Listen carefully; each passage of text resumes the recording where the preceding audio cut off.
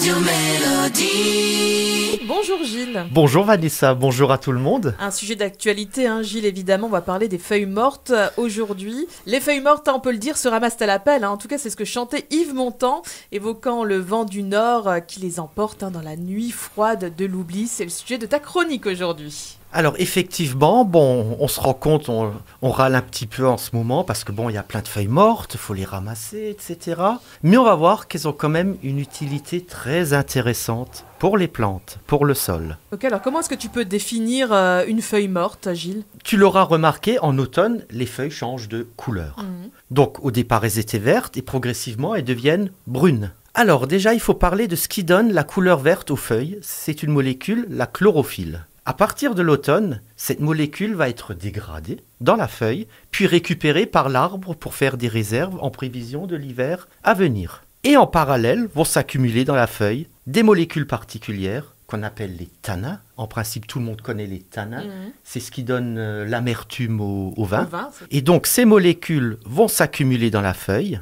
Alors, il faut savoir, au contraire des animaux, les plantes n'ont pas de système pour évacuer les déchets. Ces déchets vont être stockés dans un sac qui se trouve dans la feuille, dans la cellule végétale, et qui porte un nom qu'on appelle vacuole. Donc dans ces vacuoles vont se stocker ces tanins, qui ont notamment un rôle pour la protection des feuilles contre l'appétit des herbivores. Et quand la feuille chute, c'est déjà un moyen pour la plante, tout simplement, de sortir ses poubelles.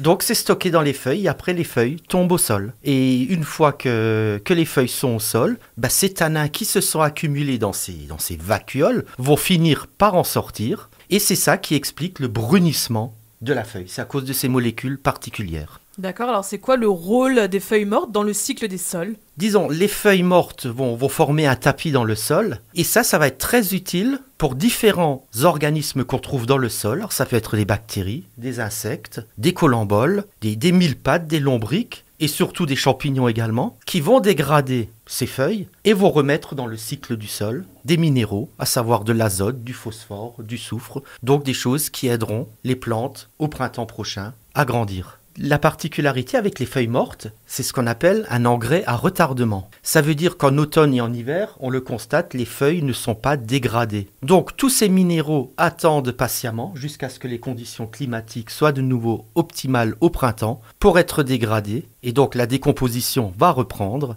et ça permettra, tous ces minéraux, à la plante de refaire des feuilles. Et le cycle est bouclé. Donc si je comprends bien, Gilles, on peut utiliser les feuilles mortes comme engrais ? Absolument, Vanessa, on peut l'utiliser comme compost. Et en fait, toute cette matière végétale qui jonche le sol, c'est un cadeau de la nature. Ce sont ces feuilles sèches qui jouent le rôle principal dans la fabrication de l'humus. Et en les entassant, et après 1 an de décomposition, on obtient un compost vraiment très intéressant, qui est une vraie bénédiction pour le jardinier. Qu'est-ce que tu peux nous dire en conclusion, Gilles ?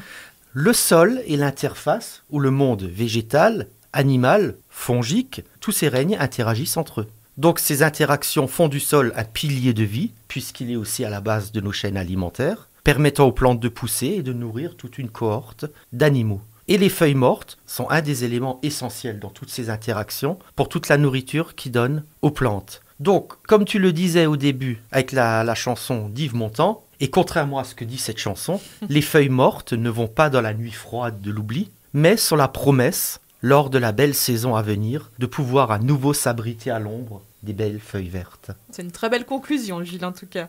Merci beaucoup encore une fois, Gilles, pour cette chronique. Vous la retrouvez sur notre site radiomélodie.com. Et Gilles, on te retrouve la semaine prochaine ? Avec plaisir.